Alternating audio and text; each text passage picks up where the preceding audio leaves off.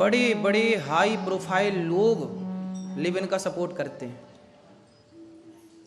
कुछ पत्रकार भी लिव इन का सपोर्ट करते हैं। अब सोचिए क्या होगा, गलत चीज का आप सपोर्ट कर रहे हैं और वो भी खुलेआम। एक बार मुझे डिबेट में बुलाया टीवी वाले भैया ने, पत्रकार भैया ने, तो वहां एक महिला मेरे से भिड़ गई, बोली मैं शराब पीती हूं पर मैं शराबी नहीं हूं। वो बोली मेरे से कि मैं शराब पीती हूं पर मैं शराबी नहीं हूं। वो मेरे से उलझ गई, तो मैंने उनसे कहा न्यूज वाले मेरे को कहां शराबियों के संग आपने बिठा दिया। न्यूज वाले तो टीवियों पे ले जाके भिड़ा देते हैं ना शराबियों से, आप लड़ो। वो बोली कि मैं शराब पीती हूं पर आप मुझे शराबी मत कहिए। इसका अर्थ क्या हुआ कि आज का आदमी खुलेआम, सोच महिला हो के वो शराब पी रही हो, सबको बता रही है, और आप ये नहीं कह सकते कि तुम गलत हो। कलयुग में सत्य नहीं, आप सत्य नहीं बोल सकते। मैंने बोला तो सत्य कि आजकल कुछ लोग लिव इन में रह के गलत करते हैं, तो उसका मेरा विरोध किया लोगों ने, बड़े बड़े लोगों ने विरोध किया, क्योंकि सत्य पसंद नहीं है, इनको झूठ पसंद है। यदि इनके लिए कह दिया जाए कि आप लिव इन में रह रहे हैं, सही कर रहे हैं, अरे तो महाराज जी बहुत अच्छे, आप तो हमारा सपोर्ट कर रहे हैं। लेकिन यदि हम कह दें कि नहीं जी लिव इन में रहना गलत है, आप लोग ही बताइए लिव इन में रहना सही है कि गलत है? आप कैसी बहू चाहती हो जो लिव इन में रह के आए? बोलो, क्या आप में से कोई भी माँ अपने बेटे के लिए लिव इन में रहने वाली बहू चाहेगी? बोलो, नहीं चाहेगी। लेकिन आजकल हमने बोला कि लिव इन में रहना गलत है, तो हमारा क्या कर रहे हैं लोग? विरोध। क्यों? क्योंकि सत्य नहीं। इस कलयुग में आप सत्य नहीं बोल सकते। कलयुग में आप वैश्या को वैश्या नहीं कह सकते। वो है तो वैश्या, पर सुनना चाहती है कि मैं सती सावित्री हूं। घूमेगी अर्धनग्न, पर सुनना चाहेगी कि हमें देवी कहो। देवी वाली हरकत हो आपकी तो आपको देवी भी कहा जाए। हमारे यहां तो नारी को देवी ही कहा गया है, पर किस नारी को? हमारे यहां सीता जैसी नारियां भी हैं जिनको हम सब पूछते हैं। मंदिर में कोई भी मंदिर ऐसा नहीं है जहां सीता जी ना हो, यदि राम है तो। ऐसा कोई भी मंदिर नहीं है जहां राधा ना हो, यदि कृष्ण है तो। कोई भी, शंकर जी हैं तो पार्वती ना हो, ऐसा हो नहीं सकता। नारायण है तो लक्ष्मी ना हो, ऐसा हो नहीं सकता। हमारे यहां नारी की पूजा होती है, पर किस नारी की?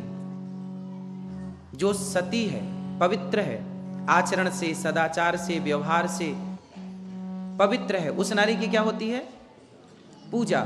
लेकिन जो नारी सूपनखा जैसी है, क्या उस नारी की भी पूजा होगी?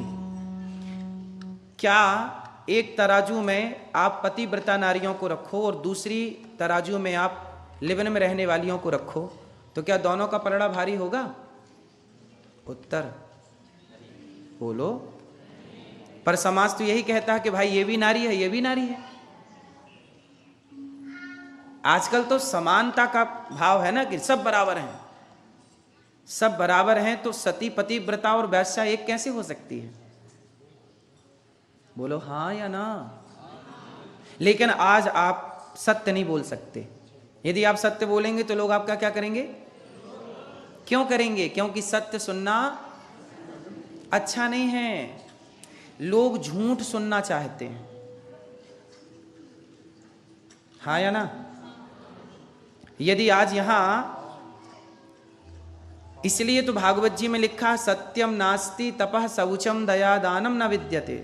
देखो ये बात हम नहीं कह रहे हैं। आजकल क्या है ना, सत्य नहीं कह सकते, लेकिन हम लोग सत्य, हमारा इतना विरोध करते हैं लोग, फिर भी हम सत्य कहना नहीं छोड़ते। आप लोग बताइए, छोड़ दें? फिर हम भी कहने लग जाएं कि ठीक है रहो लिव इन में।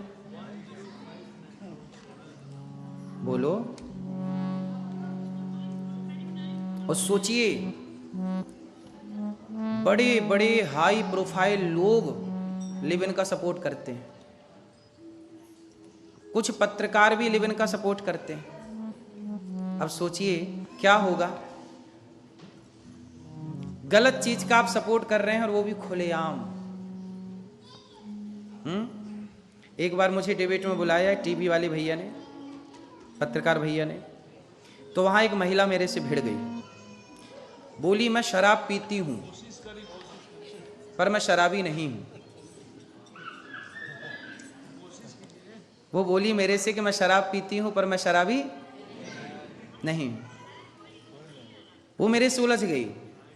तो मैंने उनसे कहा, न्यूज वाले मेरे को कहां शराबियों के संग आपने बिठा दिया?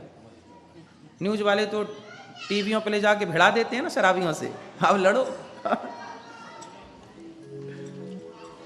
वो बोली कि मैं शराब पीती हूं पर आप मुझे शराबी मत कहिए। इसका अर्थ क्या हुआ कि आज का आदमी खुलेआम, सोच महिला हो कि वो शराब पी रही हो, सबको बता रही है, और आप ये नहीं कह सकते कि तुम गलत हो। तो फिर उससे पूछा जाए कि भाई गलत कौन है? फिर मीडिया वालों को पूछना चाहिए था कौन गलत है। तो लोग सवाल हमसे करेंगे पर गलत लोगों से सवाल, आजकल सवाल भी उनसे पूछा जाता है जो सही है, जो गलत है उनसे कोई सवाल नहीं। अच्छा एक बात बताइए,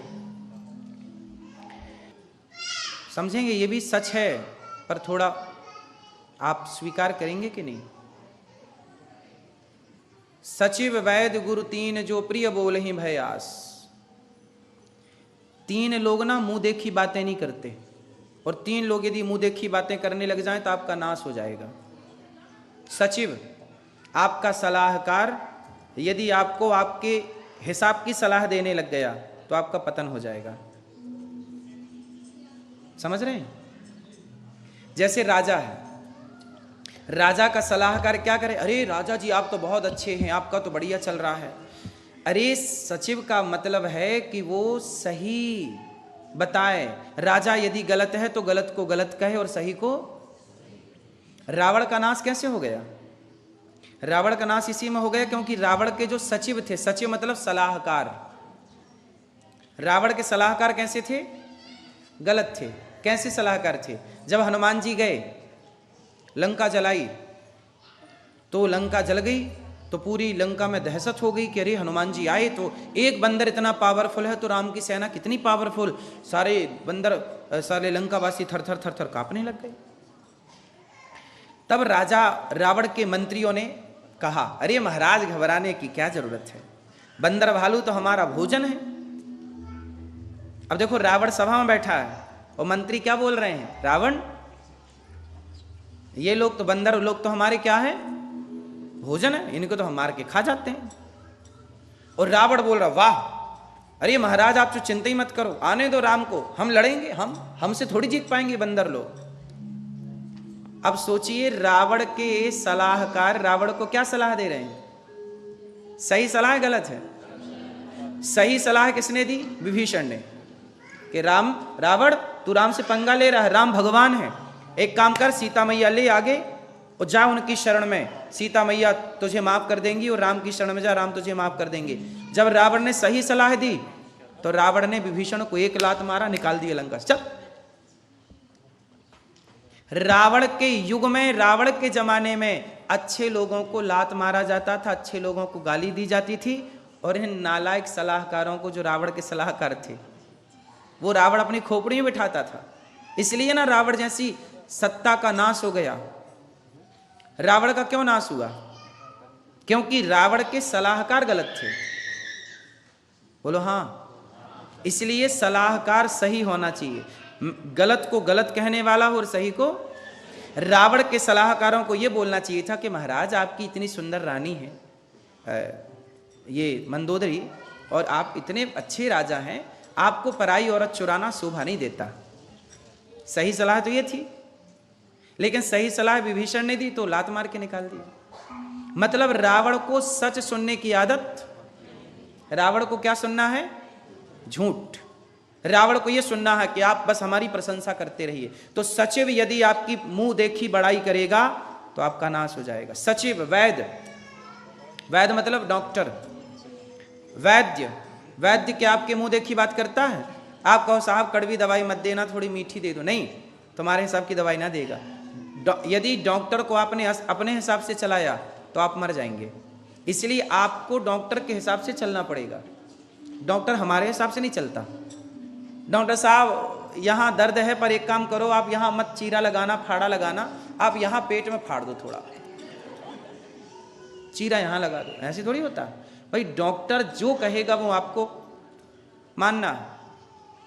यदि आप अपने डॉक्टर को अपने, अच्छा डॉक्टर भी मिल जाए, चल अच्छा भैया चल बता, तू ही बता कहाँ फाड़ा लगाऊं, चीरा लगाऊं, तो अरे तो एक काम करो जरा से यहाँ लगा दो, दर्द यहाँ है, लगा यहाँ रहा, और डॉक्टर ने कर भी दिया, तो इससे मरीज भला होगा। इसलिए सचिव की ईमानदारी है तो राजा शासन करता है। डॉक्टर यदि ठीक है पर आपने डॉक्टर के हिसाब से चले तो आप ठीक हो जाओगे। तो सचिव, वैद्य, गुरु, तीसरे हैं गुरु। गुरु आपके हिसाब से बात नहीं करता कि आप लोगों को क्या अच्छा लगता है। गुरु वो बात करता है जो एक्चुअल में सही है, आप अच्छी लगे। जैसे गुरु कहता है, गुरु तो कहेगा ना कि ये सती और ये वैश्या है, अब कहो नहीं जी आप सबको सती कहो, तो गुरु मुंह दिखाई बात नहीं करता।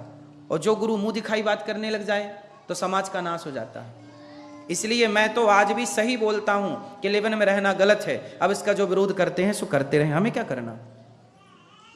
आप बताइए हम इनके हिसाब से बोलना शुरू कर दें। इसलिए सचिव, वैद्य, गुरु तीन जो प्रिय बोल ही भयास, यदि ये तीनों प्रिय बोलने लग गए, यदि ये आपके हिसाब से चलने लग गए तो समाज का नाश हो जाएगा। हाँ या ना। इसलिए लोग हमारा विरोध करते हैं। हमारा विरोध क्यों करते हैं लोग? क्योंकि सच हमेशा कड़वा होता है।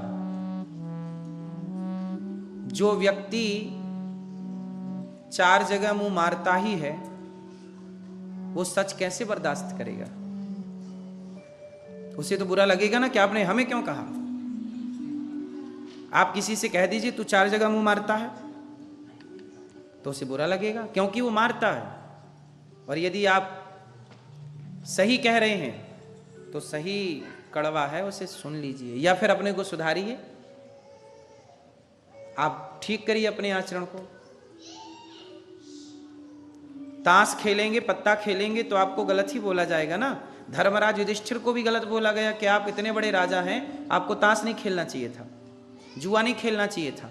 जुआ खेला तो भरी सभा में पत्नी हार गई।